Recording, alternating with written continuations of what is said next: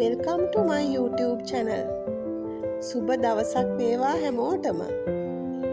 හැම උදේම දවසම සාර්ථක කරගන්න පුළුවන් ශක්තියක් එක්ක නැගිටින්න තියෙනවා නම් ගොඩක් හොඳයි නේද? ජීවිතේ ලස්සන කරන හැම අතකින්ම සාර්ථකත්වය ගෙන එන. ඒ වගේම ජීවිතයම සතුටින් පුරවන ශක්තියක් ලැබෙනවා නම් ඒක තමයි අපි ලබන ලොකුම සැනසීම. උදේම නැගිට ගමන්ම ප්‍රාර්ථනාවක් කරන්න ඕනේ අද හොඳ දවසක් වෙලා හැම අතකින්ම සතුට සාර්ථකත්වය ලැබෙන්න කියලා.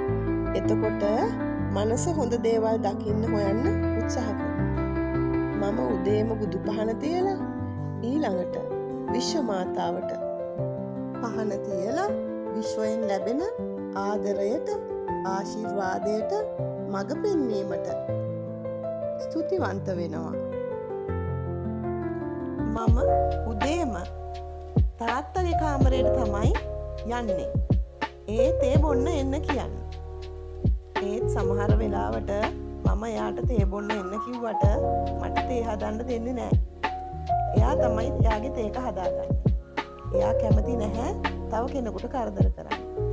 තමන්ගේ වැඩ තමන් තනියම කරාම ඒක හොඳ ඇඟට ව්‍යායාමයක් වෙනවා කියලා තමයි නිතරම තාත්තා කියන්නේ.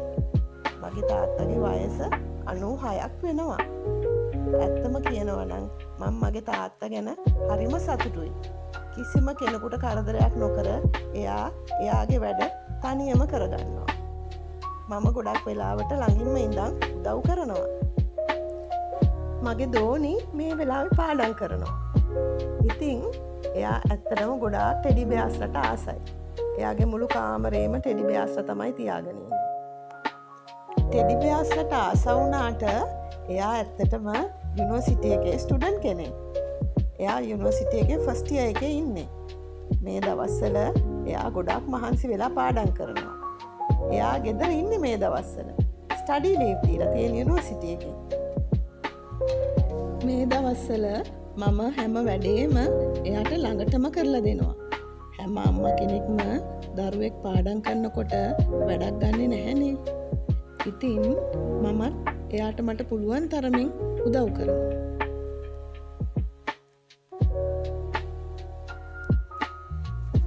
දැන් ටිකක් දවල් වෙලා නිසා මම දෝනිටයි තාත්තටයි දෙන්නටම තැඹිලි ගෙඩියක් කපලා දුන්නා. තාත්තා තැඹිලි ගෙඩිය බීලා නිදියාගත්තා.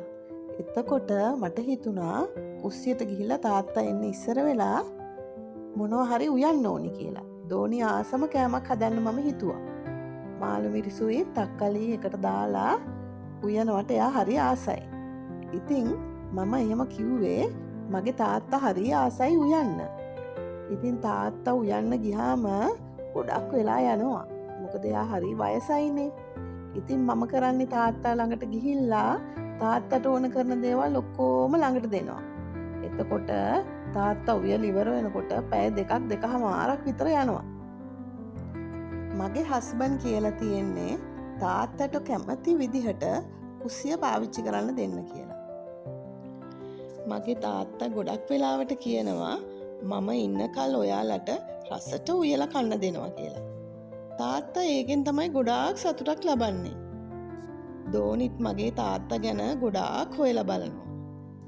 තාත්තා එන්නේ ඉස්සෙල්ලා මම උයලා ඉවර කරන්නත් ඕනේ. මොකද තාත්තා තනියම තමයි උයන්න ගොඩක් කැමති.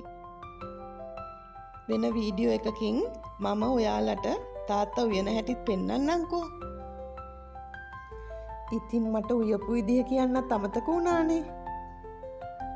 සුදු ලුණු ඉඟුරු තෙලට දැම්මට පස්සේ කරපිංචා රම්පේ ලුණු ටික තෙලට දාන්න ඕනේ. ඊළඟට තක්කලි දමලා ටිකක් වෙලා ගියාට පස්සේ අවශ්‍ය ප්‍රමාණයට ලුණු 3-5 කහ දමා ගන්න ඕනේ. ඊළඟට මාළු මිරිස් දමලා තැම්බෙන්න තියන්න ඕනේ ටිකක් වෙලා. අන්තිමටම තමයි කිරි දමන්න ඕනේ.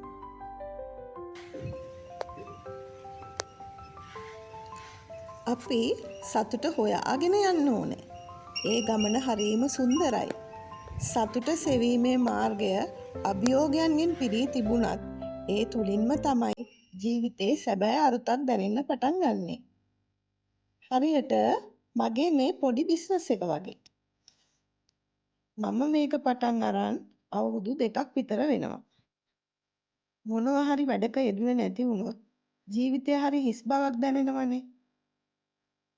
දැන් මේ වෙනකොට මගේ බෙඩ්ෂීට් ඩිසයින්ස් 40ක් විතර තියෙනවා. ඒ විතරක් නෙමෙයි. කිං සයිස්, ක්වීන් සයිස්, සිංගල් එහෙම කොටස් වලට බෙදපුවත් මං ගාව ගොඩක් තියෙනවා.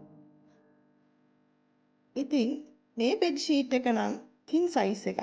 අනුව වැඩි කිරීම 110. මේවා කොයි තරම් හේදුවත් වොෂින් මැෂින් එකට දැම්මත් පාට යන්නේ නම් නැහැ. ඒක නම් මට සහතික වෙන්න පුළුවන්. බෙඩ්ෂීට් එකයි කොට්ට උඩ දෙකයි තමයි පැකට් කරලා තියෙන්නේ. තව ගොඩක් ඩිසයින්ස් තද පාට, ලා පාට ඩිසයින්ස් ගොඩක් මම ගාව තියෙනවා. තව ඉස්සරහට තව වීඩියෝස් වලින් මම ගොඩක් ඩිසයින්ස් ඕගලන්ට පෙන්වන්නම්. මේ වගේ වැඩක යෙදිලා ඉන්නකොට දවස ගෙවෙනවා දැනෙන්නෙම නැහැ. සමහර වෙලාවට මම උදේ මේ වැඩේ පටන් ගත්තාම දවල් 12 විතර වෙනකල් වැඩ කරනවා. වැඩ කරලා ඉතින් හවස් වරුව මම විවේක ගන්නවා. ඒ අතරේ ඉතින් මම තාත්තගේ වැඩත් කරනවා. සතුට සෙවීම විතරක් නෙමෙයි. එය බෙදා ගැනීමත් ජීවිතය අර්ථවත් කරනවා. ඒක තමයි ඔයාලටත් මම මේ ගැන පෙන්වන්නේ. තවත් ලස්සන දවසකදී අපි ආයෙත් හම්බ වෙමු. එතකල් සතුටින් පරිස්සමෙන් ඉන්න. බයි.